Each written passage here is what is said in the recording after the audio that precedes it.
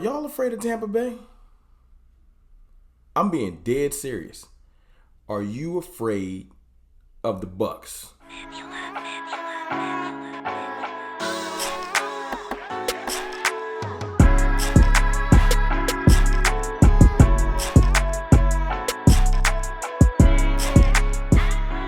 What's good, people?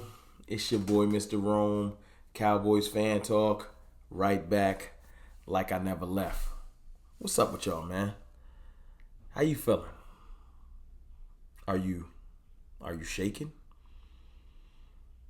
Are you sleepless? Are you restless at night? Knowing in about a week and a day from now, at this time, we'll be playing the Tampa Bay Buccaneers. Are you afraid? I'm asking because that has come up today. I asked a question on Twitter not too long ago that made me say, you know what, let me go ahead and make a video. And I said, are y'all afraid of Tampa Bay? Serious question. I would love for some responses in the comments in this video more than ever. If you want to participate. I want your opinions on if you are afraid, if you're not afraid, what you're afraid of, what you think we got going for us, etc. I'm going to tell you my position. Listen, before I even start, I ain't subliminally talking to nobody. It was a live earlier. West Coast Cowboy was in there. Boss Cowboy was in there. They was talking about strategies on how to beat the Tampa Bay Buccaneers. And you know me, I don't dance around. I don't sugarcoat. I don't play them games. But it was an interesting conversation. I just want to give my piece. Since I have a platform myself, I can just get on here and speak. And we disagree with the thought process going into the game. Now, let me say this. There's a difference between the word respect and fear. You feel me? Let's do the definition thing. Let me pull this up on the computer so we can just kind of get this out there. Fear is an unpleasant, often strong emotion caused by anticipation or awareness of danger. I understand Tom Brady's Tom Brady, the greatest of all time at the quarterback position. Might be the greatest NFL player of all time. You stack up accolades, right? But I don't fear him. And there's a bunch of people that have played Tom Brady that didn't fear him neither and beat him. And that's where I'm coming from with it. See, there's a different definition that we should be adhering to. It's respect, a feeling of deep admiration for someone or something, elicited by abilities, qualities, or achievements. That's Tom Brady. Achievements, qualities, things that derive the GOAT. And I respect Tom Brady. I do. He a beast. He's done more than probably anybody will ever accomplish at the hardest position in sports. On multiple teams, with different coaches, different personnel. Like I said, he's done it. So this isn't a disrespectful video. But I ain't never approached a fight, a competition, an argument, a disagreement with fear in the back of my head. You respect your opponent. That makes you acknowledge all of their abilities. You feel me? I respect Tom Brady and what he's capable of. So don't take him lightly, or you will get beaten like a drum, like everyone else has. See, I'm just a confident person when it comes to competition, when it comes to, let's just keep it, the game of football. See, I feel like you can't walk into a game tentative, scary, and expect to win. So in the back of your mind, if all you keep worrying about is what someone's going to do to you, they going to accomplish it. It's going to happen. Look at what happened in the Rams game. They didn't even really think they can win. They got up big on the Bucks. Tom Brady made one or two plays, and then pressure bust pipes. The fear of, oh no, Tom making a comeback. And you start making mistakes. See, we got players on our team that won't even listen to this. Micah Parsons, he just said the other day, he thinks is going to be the best player in the NFL. You don't even make that statement if you ain't confident. Because you a sophomore. You're supposed to have a regression. That's what most people think. Micah Parsons stepping up to the plate. Dak Prescott said the other day, that he is, before he did it, Before he came in and took Tony Romo's job, nobody knew who he was neither. Nobody believed in him neither. 4th round rookie. Behind Kellen Moore.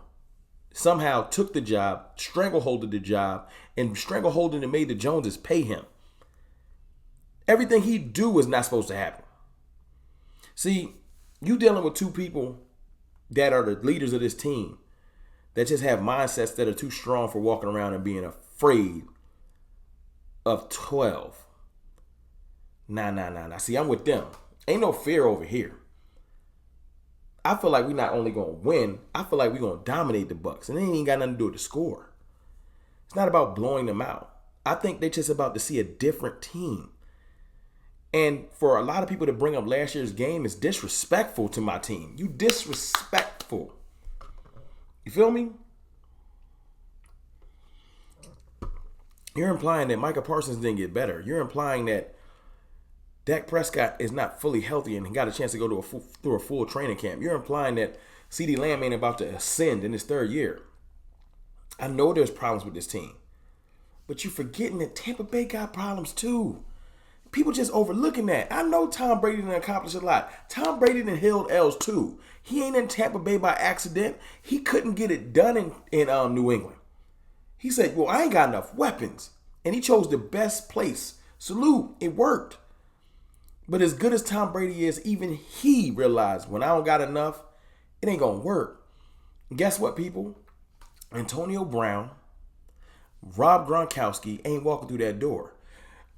Those are the people that scored on us last year. I know they got other touchdowns. I'm saying, Chris Godwin, remember that push off on Anthony Brown?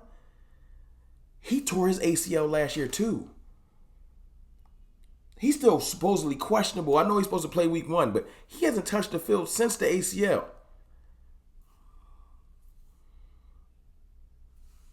And let's not talk offensive line. I know that Tyron Smith went down. Their all-pro center went down. Ali Marpet retired. Their right guard has a knee issue. Left guard has an injury too. I think it might be a knee issue. They got Donovan Smith and they got Tristan Wirfs, who's hurt too. It's all kinds of wild differences on that line. And what's the strength for the Cowboys? Our defensive line. And I know everybody keeps saying, well, the Cowboys won't get to them. They didn't get to them last year. As I said, that's disrespectful, implying that we're the exact same team we were last year. This roster's been turned over and remixed and flipped. We have better pass rushers than we did last year. Just mere fact that Apple is better. Osa is better. He is rookie wall last year.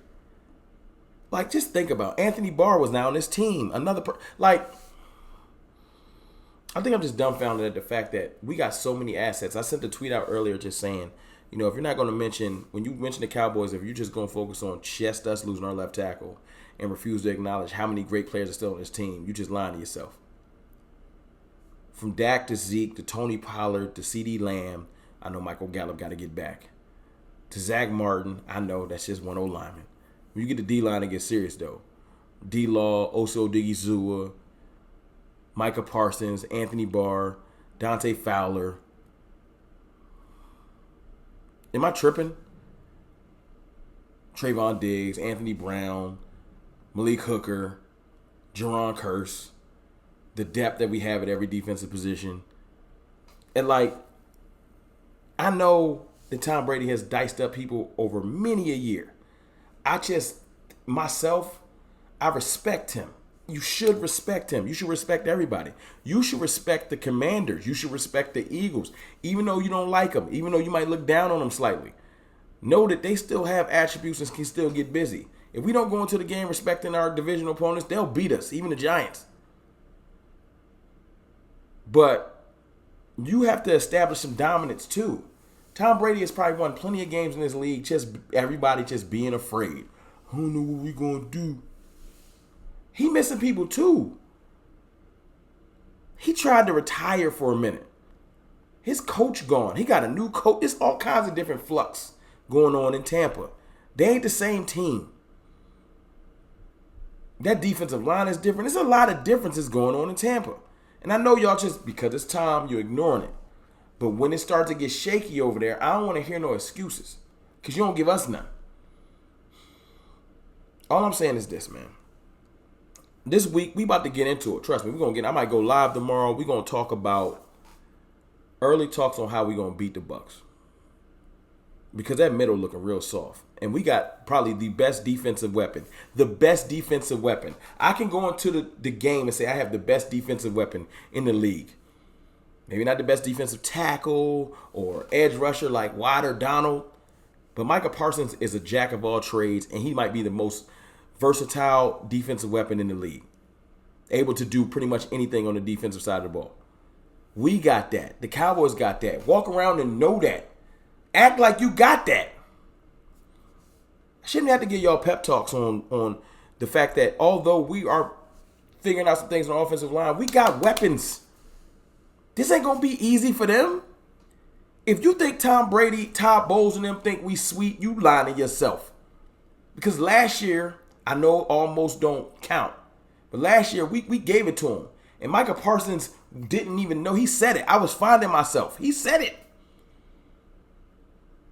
If you think that Micah Parsons right now ain't a different person, if you think that this team hasn't evolved since last year, just that L in the San Fran game makes you a different person.